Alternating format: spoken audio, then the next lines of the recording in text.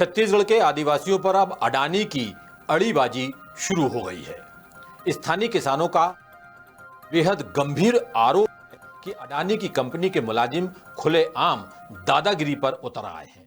आधी रात को उनके खेतों में धान की खड़ी फसल पर अडानी के मुलाजिमों ने बुलडोजर चलवा दिया है। खेतों पर बुलडोजर के निशान भी मौजूद हैं, जिनके एक्सक्लूसिव फुटेज द सूत्र के पास मौजूद हैं। ये खेत अडानी और परसा कोल ब्लॉक के बीच आ रहे हैं।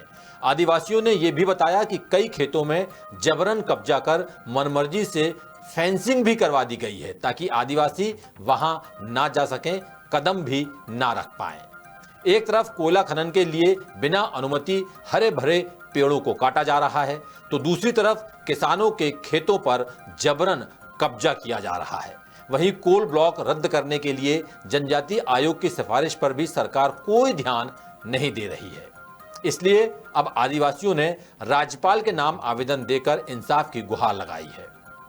आखिर क्या है पूरा मसला, क्या है ये पूरा नजारा, बता रहे हैं रायपुर से हमारे ब्यूरो चीफ अरुण तिवारी। पर ग्राम पंचायत साली में मैं आनंदराम कुशरो, मेरा फसल अभी जो धान बोया था, इसमें रात का 11-12 बजे बुलडोजर कंपनी वाले यहाँ बुलडोजर चला है, एक फेंसी कार है, देख लीजिएगा।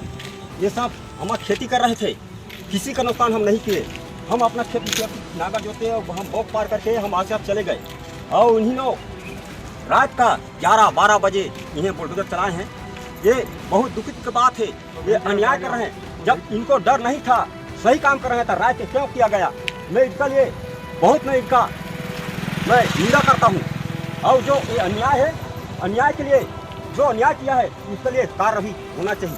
मैं ये चाहता हूँ, मैं सरकार के पास मैं पूछना चाहता हूँ कि जब फसल में जो ऐसा हम बहुत पार थे, इसमें बुलडोजर चला, हम किसी का नुकसान नहीं किया, हम पैसा नहीं लिया, हमारा खेती सुरक्षित, हम खेती किया। लेकिन जब ऐसा हो गया तो न्याय हमको मिलना चाहिए, अन्याय जो किया है उसके लिए कार्रवाई होना चाहिए। मैं ग्राम साली से आनंदराम कुशरो। छत्तीसगढ़ के उदयपुर थाना क्षेत्र के ग्राम साल्ही में कारोबारी गौतम अडानी की कंपनी ने बीती आधी रात को कई किसानों के खेतों में धान की फसल पर बुलडोजर चलवा दिया। आदिवासी अपने खेतों में कदम ना रख पाए, इसलिए जबरन कब्जा कर फेंसिंग भी तान दी गई। ये सारी करतूत कोयला खनन के लिए ग्राम सभा की फर्जी अनुमतियों के आधार पर खदान खोलने के लिए की गई है। स्थानीय आदिवासियों ने अडानी की कंपनी पर इस तरह के कई गंभीर आरोप लगाए हैं। जब किसानों ने विरोध किया तो कंपनी ने ग्राम सभा की फर्जी अनुमतियां दिखाकर खेतों को अधिग्रहित करने का दावा किया, जबकि हकीकत में ग्राम सभा ने कभी भी ऐसे कोई दस्तावेज जारी नहीं किए हैं, ना ही कोई मौखिक आदेश दिए हैं। उनका कहना है कि बुलडोजर चलने से उनकी पूरी मेहनत बर्बाद हो गई। खेती ही उनकी आजीविका का एकमात्र साधन है। किसानों ने विष्णुदेव साय सरकार से इंसाफ की गुहार लगाई है। हमारी जो जमीन है वो अधिग्रहण की गई है, और जब हम मौजा ही नहीं लिए हैं, उसके बावजूद भी हमारे जमीन में जबरन 12 बजे रात को बुलडोजर चलाकर मतलब हमारे मेड़ को तोड़ दिया जा रहा है। हम फसल बोए हैं उसको रौंद दिया जा रहा है, जबकि हम वहाँ 10 साल से इस चीज को बताते आ रहे हैं कि हम नहीं चाहते हैं इस क्षेत्र में खदान। और हमारे जो हम आदिवासी हैं, हमारा जो सेटलमेंट खत्म हो जा रहा है, उसमें हमारा जाति निवास प्रमाण पत्र नहीं बन पाएगा। हम लोग को आने वाला भविष्य में हमारा बहुत ज्यादा निर्णय बात होगा, हमारा परिवार कहाँ जाएगा? हम कैसे प्रूव कर पाएंगे कि हम आदिवासी? लगभग देखिए वहाँ 15 से 1600 आसपास किसान हैं। हसदो अरण्य क्षेत्र में पेड़ों की कटाई हो रही है, जिसमें जो फर्जी तरीके से ग्राम सभा करके पेड़ों की कटाई की जा रही है, जिसके संबंध में हमने राज्यपाल से मिले। उन्होंने ये बताया कि नहीं, पहले हमें मिल चुका है इसकी जानकारी, अब इस पर हम लोग कार्रवाई करने के लिए आगे बताएंगे हमारे अधिकारियों को। अडानी कंपनी ठेके के रूप में कर रही है, वहाँ पे मनमानी अडानी कंपनी एकदम लोगों को रौंदते हुए कार्य कर रही है। अब इन भोले भाले किसानों के सामने मुसीबत ये है कि वो अपने खेतों में तक नहीं घुस सकते, क्योंकि फसल बर्बाद करने के बाद अडानी की कंपनी के मुलाजिमों ने चारों तरफ से फेंसिंग करा दी है। पीड़ित आनंदराम कुशरो, बुधराम उइके, भगवती राम, प्रकाश उइके, पवन कुशरो, संतराम कुशरो जैसे दर्जनों किसान बुलडोजर चलने से बेहद परेशान हैं। घटना के बाद उन्हें छत्तीसगढ़ बचाओ आंदोलन के कार्यकर्ताओं का भी साथ मिल गया है। उनका कहना है कि ये सरासर दादागिरी है, जिसमें सरकार भी शामिल है। और मुख्य रूप से जो इस क्षेत्र में जो हसदेव अरण्य में जो कोल माइंस है राजस्थान सरकार की, जिसको खोदने का काम अडानी को दिया गया है, जिससे कई गांव विस्थापित हो रहे हैं। और उसमें ट्राइबल लोगों के सिर्फ विस्थापन की बात नहीं है, उनके जाति से संबंधित जो दस्तावेज हैं वो भी अब काम नहीं कर रहे हैं, क्योंकि उनका सेटलमेंट समाप्त हो गया है और उनको अपने अस्तित्व की लड़ाई लड़नी पड़ रही।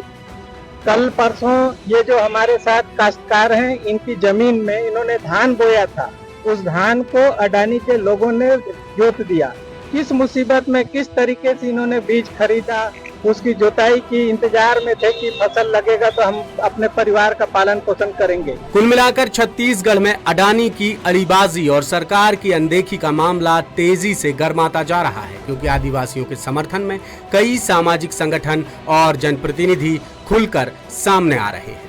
इधर राज्य जनजातीय आयोग पहले ही ग्राम सभा की अनुमतियों को फर्जी बताकर कोल ब्लॉक रद्द करने के लिए सरकार को सिफारिशें भेज चुका है, लेकिन साय सरकार ने आयोग की सिफारिशों को कचरे के डिब्बे में डाल दिया। इसी तरह राष्ट्रीय वन्यजीव संस्थान भी कोल ब्लॉक बंद करने की अनुमति दे चुका है, मगर नतीजा सिफर ही रहा। मुख्यमंत्री से बड़ी निराशा हाथ लगने के बाद अब आदिवासियों ने राज्यपाल को आवेदन लिखा है।